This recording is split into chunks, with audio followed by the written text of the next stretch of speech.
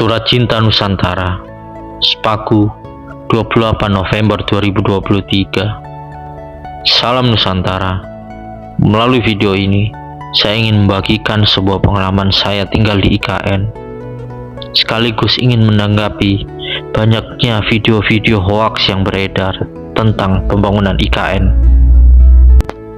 Dari sudut pandang saya, IKN ini adalah solusi yang tepat untuk mengatasi beban Jakarta yang terlalu berat, kemacetan di mana-mana, bahkan ancaman tenggelamnya Pulau Jakarta.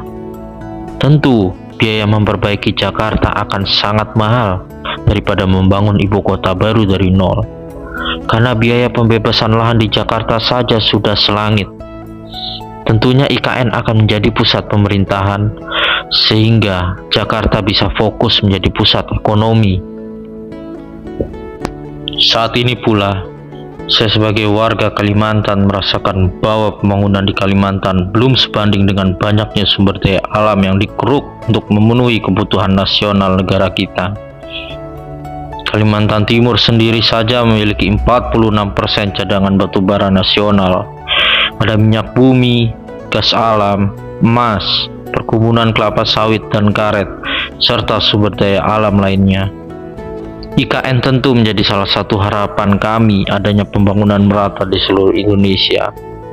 Karena letak geografis IKN yang menjangkau daerah timur Indonesia, yang kita tahu selama ini masih jauh tertinggal pembangunannya dibanding Pulau Sumatera dan Jawa yang lebih dekat dengan ibu kota Jakarta. Masih banyak anggapan bahwa IKN merusak hutan, padahal mayoritas lahan IKN seluas 256.000 hektar adalah hutan yang sudah tidak alami lagi, seperti hutan tanaman industri, eukaliptus dan akasia mangium yang ditebang dan ditanam setiap 6 tahun sekali. Dan juga banyak sekali perkebunan kelapa sawit dan karet di wilayah IKN. Dan banyak juga tambang batu bara, baik yang legal maupun ilegal. Dengan adanya IKN, semangat penanaman hutan tropis telah diwujudkan dengan mempersiapkan bibit dari persemaian Mentawir yang memproduksi 15-20 juta bibit per tahunnya. Di lokasi proyek IKN sendiri, saya melihat banyaknya penanaman pohon.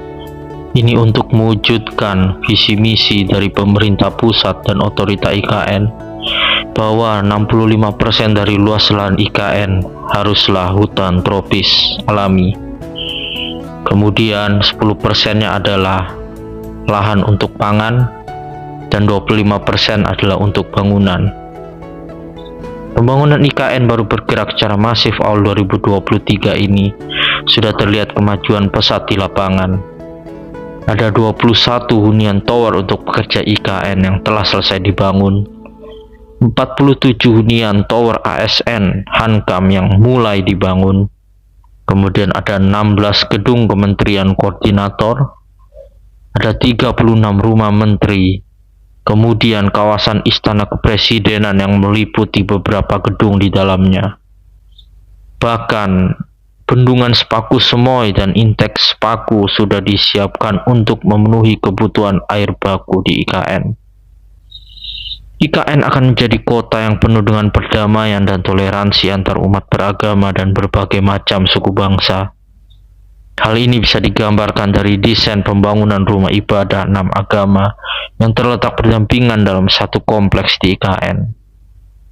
Pemerintah pusat dan otorita IKN juga banyak merangkul masyarakat lokal dan tokoh adat agar mereka bisa ikut andil dan jangan hanya menjadi penonton saja dalam pembangunan IKN.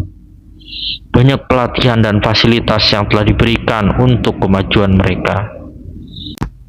Pemerintah telah berupaya maksimal bahwa pembangunan IKN hanya memakai 20% dari APBN.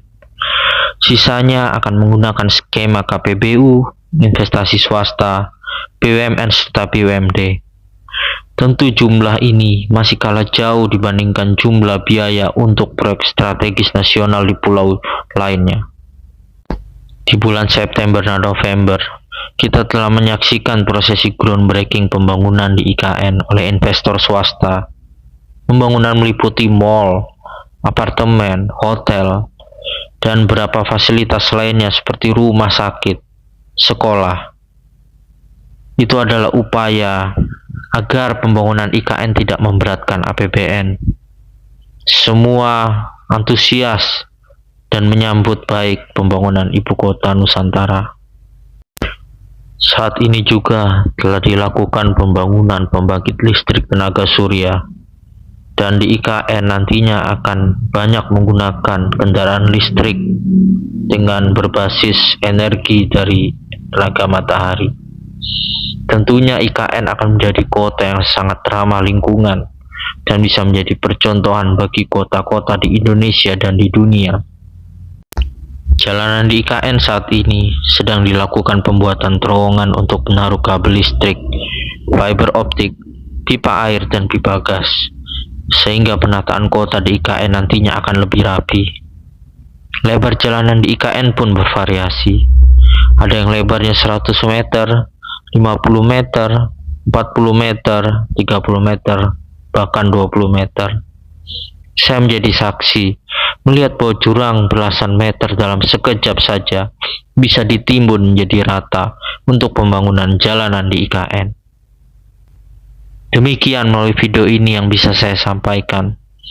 Saatnya kita sebagai generasi optimis sudah waktunya memberikan sumbangsi pemikiran dan tindakan nyata untuk kemajuan bangsa ini, daripada hanya sekedar mengkritik tapi tanpa solusi. Salam Nusantara, salam Indonesia maju.